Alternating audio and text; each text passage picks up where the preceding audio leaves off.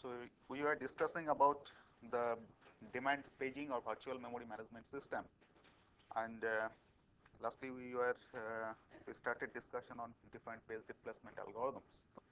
And in the last class we have seen two page replacement algorithms, that is FIFO or fast in fast out, and the second one is optimal page replacement algorithm. Today let us talk about the another page replacement algorithm, which is called LRU, or least recently used page replacement technique. And to discuss this LRU technique, we will take the same page trace, that is 7, 0, 1, 2, 0, 3, 0, 4, 2, 3, 0, 3, 2, 1, 2, 0, 1, 7, 0, 1. So this is the page trace that we are considering for discussing about different page replacement techniques. And we have also seen that we assume that initially in the main memory we have 3 frames which are available for accommodating these different pages. Okay. So first 3 steps will remain identical with the previous page replacement techniques, that is FIFO or optimal. That is, when page number 7 is referred, I don't have any page in the main memory, so one of the free frames will be used to accommodate page number 7. Next, when page number 0 is referred, again one of the remaining frames will be used to accommodate page number 0. So the situation will be 0, 7. Next time when page number 1 is referred, again the last frame that is available will be used to accommodate frame number 1. So this will be 7 and this is 0, and here it will be 7, 0, 1. Okay. Next time when 2 is referred, I don't have any free frame, so I have to replace one of the frames. In this case, the frame which is least recently used, that will be replaced. So find that out of these 3 frames, frame number 1, frame number 0, and frame number 7, frame number 1 is the most recently used frame, whereas frame number 7 is the least recently used frame. So we will replace frame number 7 with frame number 2, and incidentally in this case it becomes identical with FIFO algorithm. So we replace frame number 7 by frame number 2, and the situation remains like this, that is 2, 0, 1. Next time when 0 is referred, it is available in the main memory, so there is no page fault. Next time when 3 is referred, again there is a page fault, and I have to find out that out of these frames, out of the pages which are already existing in the main memory, which one is to be replaced. So find that out of these frames, frame number 0 is the most recently used, whereas frame number 1 is least recently used. So we replace frame number 1, page number 1 by page number 3. So the situation will be 2, 0, 3. Okay. Next time when no, 0 is the most recently used. Least recently used out of these 3 pages is which one? 0 is most recent, 2 was referred before that, and the least recently used is frame number 1. So we'll replace frame number 1 by frame number 3. Okay. Next time, again 0 is referred, so it is existing in the main memory, there is no page fault. Next time 4 is referred, again there is a page fault, and I have to find out the frame, the page which is least recently used. Okay. So again you find 0 is most recent, 3 was referred before that, 0 was referred again, 2 out of these 3 frames, page number 2 is the least recently used page. So we will replace page number 2 by page number 4. So the situation will be like this, 2 replaced by 4, 0 and 3, they remain as it is. Okay. Next time again 2 is referred. So now we will have a page fault, but you mind you that 2 has just been replaced. Okay. So again when 2 is referred, because there is a page fault, I have to remove one of the pages, and in this case you find that page number 4 is most recent and page number 3, that is the least recently used one. Okay. So first 4, then 0, before that 3 was referred. So 3 is least recently used frame. So I have to replace page number 3 by page number 2. So I have situation like 4, 0, 2. Okay. Next time again 3 is referred, but in this case unfortunately 3 has been replaced just now, because so far page number 3 was the least recently used page. So now again I have to find out that which one is least recent. So you find that out of these 3 frames, out of these 3 pages, page number 0 is the least recently used page. Okay. So I have to replace page number 0 by page number 3. So I have situation 4, 3, 2. Okay. Next time when again 0 is referred, again there is a page fault.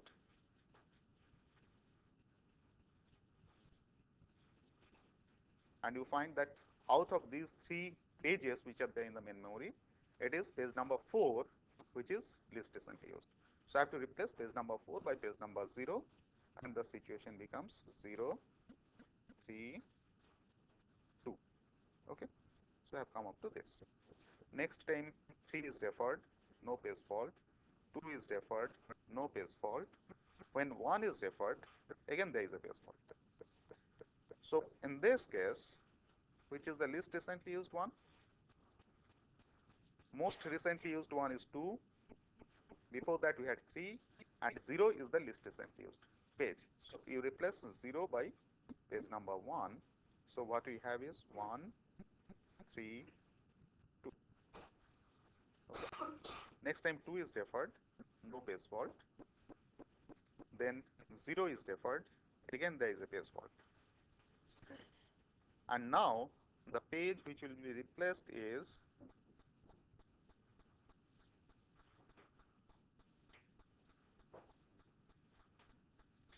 2 is most recent, before that 1, 3 is least recent. So I replace page number 3 by page number 0. So I have 1, 0, 2. Okay. Next time again 1 is referred, there is no page fault. When 7 is referred, again there is a page fault. And now the page which I have to replace is page number 2, because out of these 3 pages, page number 2 is the least recently used. So I replace page number 2 by page number 7, and the situation is like this. I have page number 1, page number 0, and then page number 7. Okay. Next time when 1 is referred, there is no page fault. 7 is referred, there is no page fault. 0 is referred, again there is no page fault. 1 is referred, there is no page fault. Okay. So now find that the number of page faults or the number of misses that you have is 1, 2, 3, 4, 5, 6, 7, 8, 9, 10, 11, 12. Okay. So accordingly, your miss ratio will be 12 by 20, and hit ratio will be 8 by 20. Okay. Now if you compare this FIFO algorithm, optimal algorithm, and this LRU algorithm, you find that in case of FIFO algorithm, your hit ratio was 5 by 20. Okay. In case of optimal algorithm, hit ratio was 11 by 20. So you have a considerable improvement in the hit ratio. In case of LRU technique, least recently technique, hit ratio is 8 by 20, which is more than that in case of FIFO algorithm, first in first out algorithm, but less than that in case of optimal algorithm. Okay. So, we will say that optimal algorithm is the best because whenever some page is replaced, it always try to find out that the page which will not be referred for maximum period of time in future, that is replaced. So, that itself ensures that you will incur minimum number of page fault. Okay. In case of FIFO algorithm, we do not have any such criteria. The page which is brought in first is replaced first. Okay. So, since we are not considering any criteria, so naturally the performance of this is likely to be poor, and that is what we get. But in case of LRU algorithm, we find that the performance is better than that in case of FIFO algorithm, okay, but it is less than optimal algorithm. And we can also say that this LRU algorithm is an approximation of the optimal algorithm, because if you study any program, any typical program, you will find that typical program always follows certain property, and the property which is called locality of reference.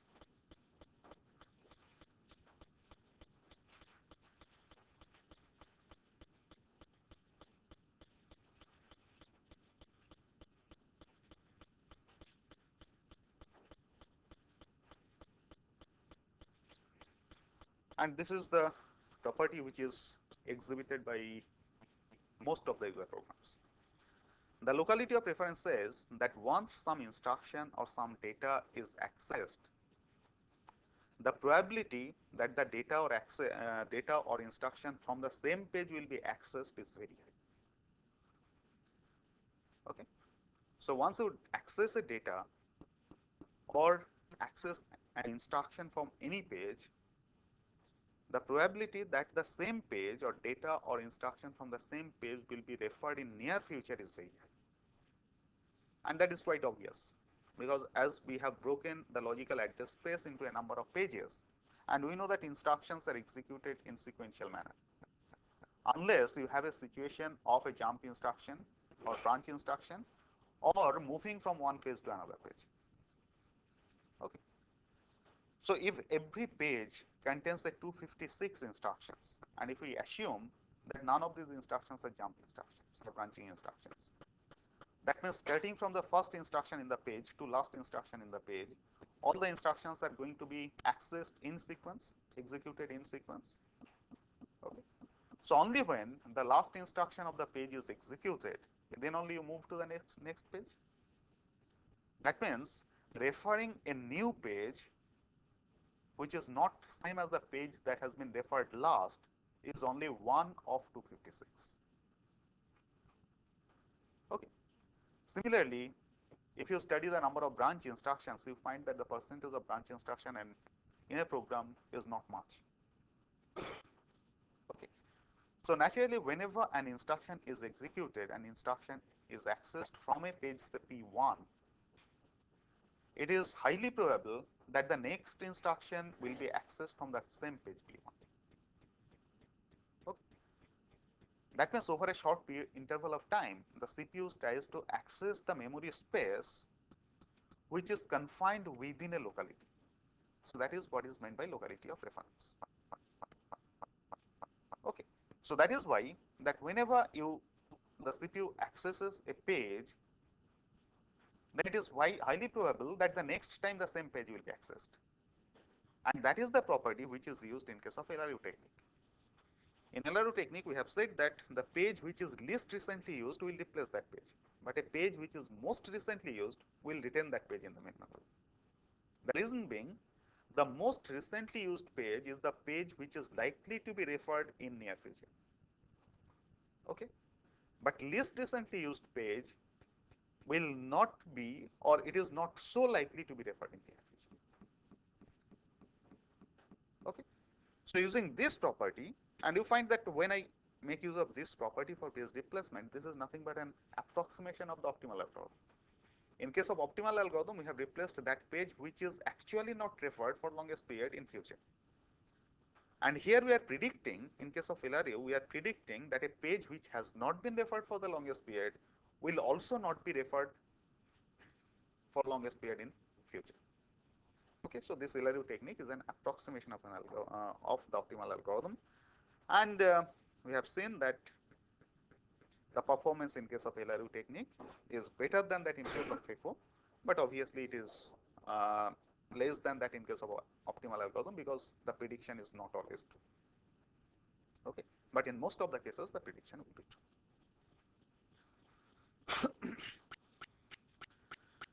So all these different page replacement techniques, we have assumed that initially we have 3 frames available for accommodating pages. If you increase the number of frames available for accommodating pages, you will find that the hit ratio will increase and the miss ratio will decrease. Okay. So if you plot the number of hits or the number of misses versus the number of frames available for accommodating the pages. So if I put it like this, the number of page faults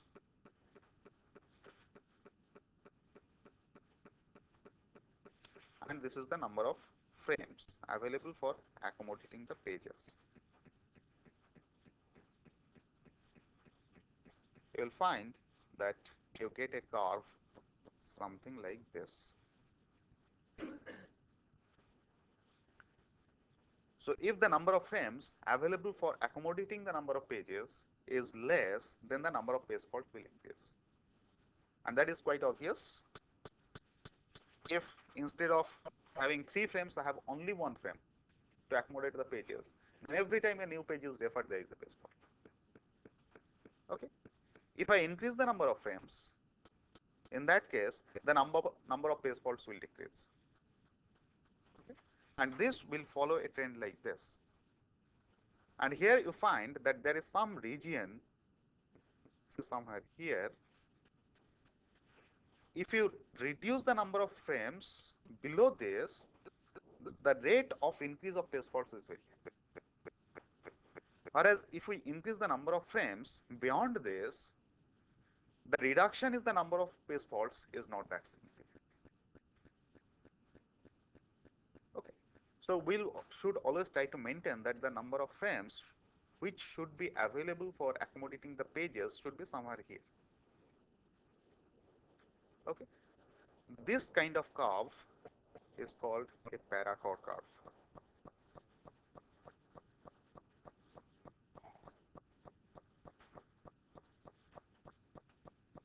Okay. And it has been found that the region here, this corresponds to, say, if the logical address space of a particular program contains the n number of pages, then this point will be around n by 2. That is half of the number of pages in the logical address space of the child. Okay. So if an user program contains 1,000 pages, and if we are able to maintain around 500 frames in the main memory to accommodate those 1,000 pages, in that case, the performance of the system will be quite okay. Because if we increase the number of frames beyond that, we are not going to gain much. Whereas if you reduce the number of frames below this, then the number of page faults will increase drastically. That is, obviously, the system performance will come down drastically. Okay. So here we have found 2 quantities or 2 measures. One is the page hit ratio, one is miss ratio. So how do we define hit ratio or how do we define miss ratio? If we have total of, say, n number of page access during the lifetime of a process, and out of that n number, so I have total of n number of, say, memory access,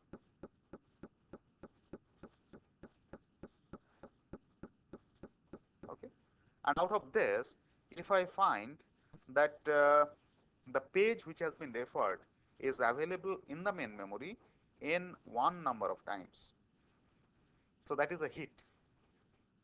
Okay. So I have n1 number of hits and n2 number of miss. Obviously, n1 plus n2 will be equal to n. And in that case, hit ratio H is defined as the number of hits divided by total number of memory access. And similarly, the miss ratio is number of miss divided by the total number of memory access. Okay, so I have these two measures, one is the hit ratio and one is the miss ratio, and we have seen that the value of hit ratio or value of miss ratio will depend upon what type of phase replacement algorithm we use. Now this hit ratio or miss ratio is also important to find out what is the effective access time or average access time of memory, because you find that whenever there is a miss, that means the data or the instruction which is accessed is not available in the main memory. So it has to be brought in from the secondary storage in the main memory, and secondary storage is usually slower than the main memory. Okay, so if we say that we have two kinds of access times, I'll say that TA1 is the access time of a location in main memory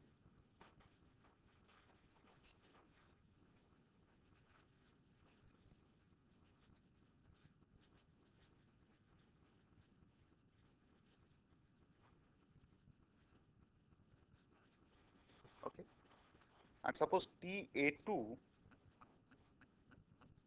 is the average access time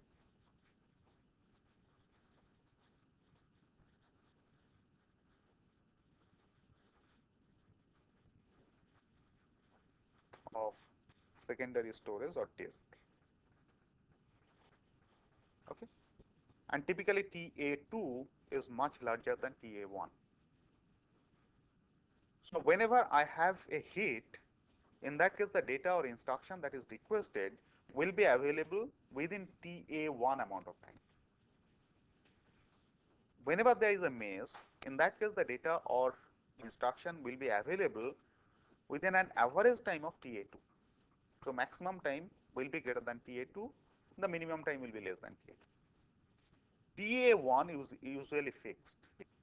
This being main memory, the time taken to access any location in the main memory is usually fixed. Whereas TA2 is not fixed, because this depends upon the position of the read-write head with respect to the disk. Okay, so if the byte that you are looking for, or in case of disk it is the block, I cannot access a single byte or a single character from the disk. I have to read in an entire block of data, put that into main memory in some buffer, we'll discuss that later. Okay, then you have to filter out the required byte or the required character from that buffer. I cannot just read a single character or single byte from the disk. Similarly, I cannot write a single data, a single character or a single byte on the disk. I have to write it into the buffer. Then from the buffer, the entire block has to be transferred to disk. Okay, so this is actually block transfer time, and the block transfer time for transferring a particular block to main memory, how much time will be needed, that depends upon the relative position of the block location on the disk and the read-write head. So this TA2 will vary widely, whereas TA1 is usually fixed. So for this, what we use is the average access time TA2. Okay. Then effective access time, whenever the CPU tries to read some data or tries to read an instruction from the main memory, will be given by whenever there is a hit, the data is available in the main memory. Whenever there is a miss, then the data has to be brought from the secondary storage into the main memory. Okay. So we'll put it this way, that T effective time will be the hit ratio multiplied by TA1 plus, because this is something similar to the probability of occurrence of the data in the main memory, plus I have to put 1 minus h, okay, which is nothing but the miss ratio m times TA2. So this is the average or effective access time of a data from this two-level hierarchy of memory. Okay. So first level in this hierarchy is the main memory. The second level in the hierarchy is the disk. Okay. So now find that instead of having this two-level hierarchy, if always we have to work with the disk, in that case the effective access time will be TA2. If everything I have in the main memory, that is if the main memory size is large enough that I don't need the disk, I can always put the entire part of every program, the entire part of every data in the main memory, then my effective time, access time will be simply TA1. Okay. However, that is a very costly affair because we cannot go for such a big amount of main memory. At the same time, if we put everything on the disk, it is costly in terms of time because the system will be extremely slow. So I have a compromise by having two-level hierarchy of memory, the main memory and the secondary memory, and in this case effective time, effective access time will be h times TA1 plus m times TA2. Okay. So now find that more the h is, the hit ratio is, more efficient your memory access will be. Because if hit ratio increases, m will decrease because m is nothing but 1 minus h. So if you have increase in hit ratio, m will reduce and the effective time, access time will also reduce. So I have a better system if I have more h is more than much more than 0. Okay. And secondly, the effective access time will also depend upon TA1 and TA2, that is obvious. Okay.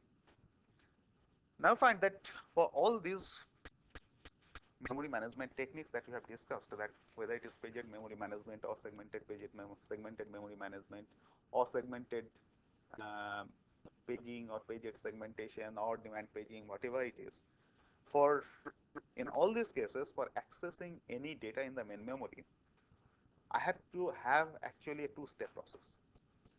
That means firstly the logical address which is generated by the CPU has to be converted into a physical address with the help of page map table or segment table. Okay. Now once you convert the logical address into physical address, then only I can access that particular location in the main memory. So again in that case it may be available or it may not be available. If it is available I have a hit, if it is not available I have a miss. But first time I have to access the page map table or segmentation table, whichever is the case is. Okay. Now the question is where should we place the page map table or the segmentation table? Come to simple paging technique. If we place the page map table in the main memory, then whenever the CPU generates a logical address, I have to read some location from the main memory. That is the content of the page map table. That means I have one extra memory access. So for accessing any data or any instruction from the memory, I have to have an additional memory access. That is for getting the content of the page map table. Then only I can compute the physical address and go to the actual data or actual instruction. So the system becomes very slow. Okay. So naturally the question arises that where to put this page map table or segmentation table, whatever it is, so that the access is faster. Okay. So typical choice is you put the page map table or the segment table in what is called cache memory.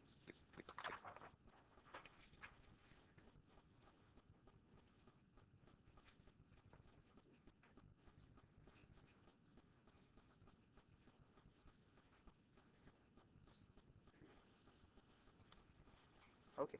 And we know that cache memory is much faster than main memory. The reason being, in a system we want to have as large amount of main memory as possible, okay, but not as large as disk. So if you put these things in cost wise, in that case you will find that the cache memory is most costly among all the memory devices. After that comes main memory and then comes the secondary storage of the disk. Okay. In case of main memory, the memory is usually implemented using dynamic memory. and in case of dynamic memory, the packaging density is very high. In case of cache memory, it is implemented using static memory, and you know that the disk is a magnetic device. Okay. So because the cost of cache memory is very high, I cannot replace the entire amount of main memory by cache memory. Okay. But instead what we can do is, earlier we had a 2-level hierarchy of memory system, now we can go for 3-level hierarchy of memory system. So what we can have is, between CPU and main memory, I have another level of memory which is the cache memory. And I can also put it this way, that whenever the CPU wants to access any data or any instruction, first it will try to see whether the data or instruction is available in the cache memory or not. Okay. Similar concept is extended. In case of 2-level memory hierarchy, first the CPU tries to get the data or the instruction from the main memory. If not available, then it goes to the secondary memory. Now it will first try to check whether the data or instruction is available in the cache memory. If it is not available in the cache memory, then it goes to the main memory. If not available in the main memory, then it goes to the secondary memory. Okay. So because and if we have a situation like this, that most of the time the data or instruction will be available in the cache memory, the system performance becomes very high. Okay. So one use of cache memory will be to store the segment table or page table, whatever it is. Okay. And secondly, to store the data or the instructions which are frequently used. So if you look at the organization of the cache memory organization will be something like this. As you have seen in case of main memory, that a logical address generated by the CPU is broken into two components, page number and offset within the page, or segment number offset within the segment. Similarly, when we talk about cache memory, the address generated by the CPU, or in case of cache memory, it has to be the physical address, not the logical address.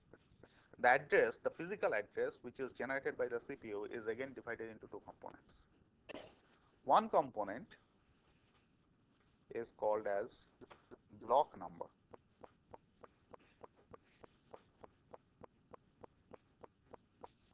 So this is block number.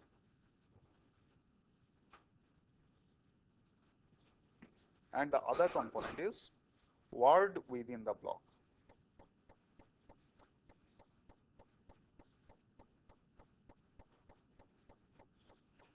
So it is similar to page number and offset within the page. Okay. So it is, we divide the address, physical address, into fields. One is the block number, other one is the word within the block. Okay. And when we talk about cache memory, we have usually three kinds of cache memory. One is called associative cache memory.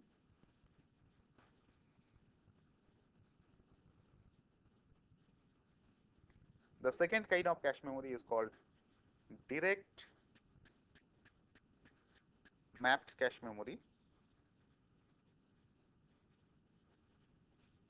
And third kind of cache memory is called set associative cache memory.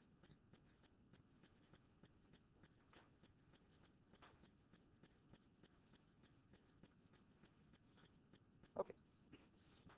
So we'll first discuss about this associative cache memory. Okay. So in case of cache memory, what we'll assume is we'll assume that the main memory is divided into a number of blocks. Every block is of same size.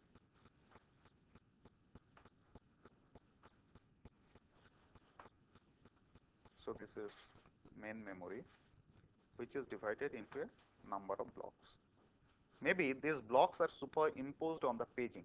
That means every page can be divided into number of blocks.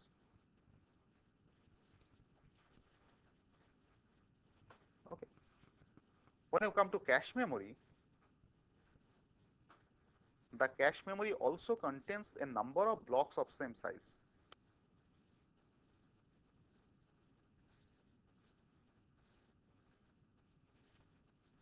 Okay. Now coming to this example, if we assume that I have a machine which accepts a 16-bit address. Okay, let me consider a smaller size machine as an example. So suppose I have a machine which is having which accepts 16-bit address. Out of those 16 bits, suppose the block number contains 13 bits and the word in a block contains 3 bits. Okay. So obviously every block will consist of 8 bytes, because if I have to identify a particular byte within a block, then byte identification has to be made only with these 3 bits, and with 3 bits I can identify only 8 bytes. So every block will have 8 bytes. So when I divide this main memory into number of blocks, every block is of 8 bytes. Okay. Similarly, in the cache memory, every block in the cache memory is also of 8 bytes. Okay. Then, along with this cache memory, there is another kind of memory which is called cache tag memory. That means for every block I have to have a tag memory. Okay. So this way, if there are say 256 number of such blocks in the cache memory, I have to have 256 numbers of tag memory.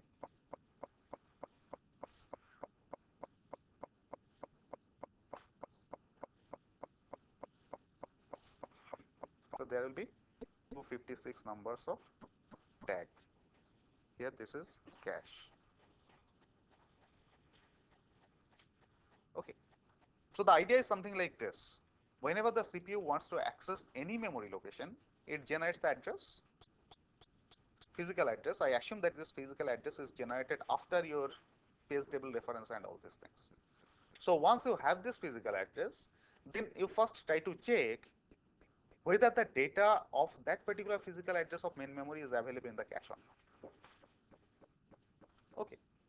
And for that, what you do is you simply take this block number, check within this tag memory whether any tag memory location matches with this block number or not. Okay. So in this case, since this block number contains 30 bits, so every tag memory will also contain 13 bits. Okay. So in this example, the tag memory will contain 256 locations, or there will be 256 tags. Every tag will have 13 bits. Okay. So whenever you generate an address, the CPU generates an address, the block number field of the address is compared with different tag locations. If any of the tag memory matches with this content, then it is assumed that the corresponding data is available in the cache memory, and you get the data from cache. Okay. If it is not available in the cache memory, then only you have to go to the main memory, read the data, put it into cache memory, and set the tag field accordingly. Okay. And as we have seen in case of paged memory management, that for corresponding to every entry in the page map table, I have to have a valid invalid bit. Similarly, in this case also, for every tag location, I also have a valid invalid bit, which indicates whether the corresponding cache entry is valid or it is invalid. Okay. So now find that if I want to compare the block number with every tag memory, every location in the tag memory, in that case the search time will be tremendous if I go for a linear search. Then the entire aim of putting the cache memory is wasted, is lost. So what I have to do is I have to go for some parallel search. That means this whole thing is implemented using hardware. Okay. So how do you perform the parallel search? So the parallel search will be performed something like this. Suppose this I put as cache tag memory. Within cache tag memory, I have a register. Okay. And there are a number of cache tag locations. The main memory generates an address, CPU generates an address, consisting of block number and the byte in the block. Let me put it as offset. Okay. This block number is placed in this register. So this is a register, and these are different tag memory locations.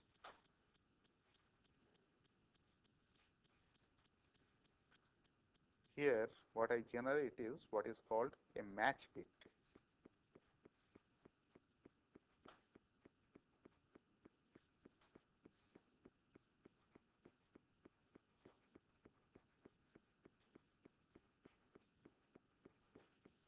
And here I have valid, invalid bits.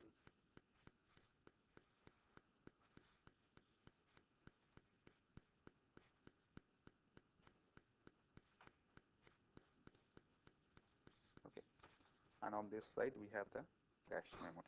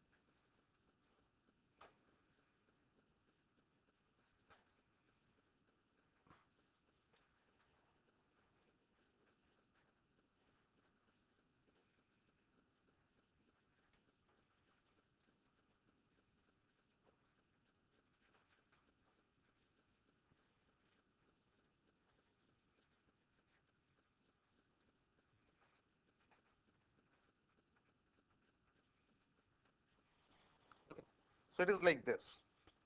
You put the block number in a register in the cache tag memory. So this is the tag memory. Okay. Now between the cache, this register and every such tag locations, I have XOR gates, array of XOR gates. Okay. So it is something like this, that if I take a particular, say, tag memory location, here I have this register, it is this register. What I do is every bit of this register is XORed with the corresponding bit in the tag memory location.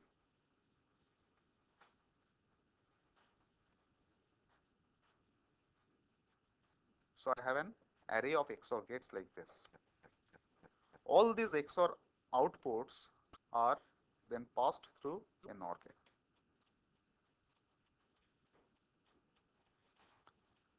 Okay. So this is a particular tag memory location. So you find that if the tag memory location is matched bit by bit with this register content, in that case outputs of all the XOR gates will be 0. When all these outputs of the XOR gates are 0, output of the NOR gate will be 1. So this output of the NOR gate will be 1 only when the content of register matches bit by bit with the content of a tag memory location. Okay. And I have similar arrangement between the register and each of these tag memory locations. So you find the number of XOR gates that you need and the number of NOR gates. Okay. So output of this NOR gate, what I get, that I call as a match bit. This match bit of every gate is ANDed with the corresponding valid bit. So this is the valid bit. Okay. So only when the match bit is 1, valid bit is also 1, then only this buffer, this is the buffer, this buffer is active. When the buffer is active, the corresponding location of the cache block, this is an entire block, is fed to a selector. Okay. And from the selector,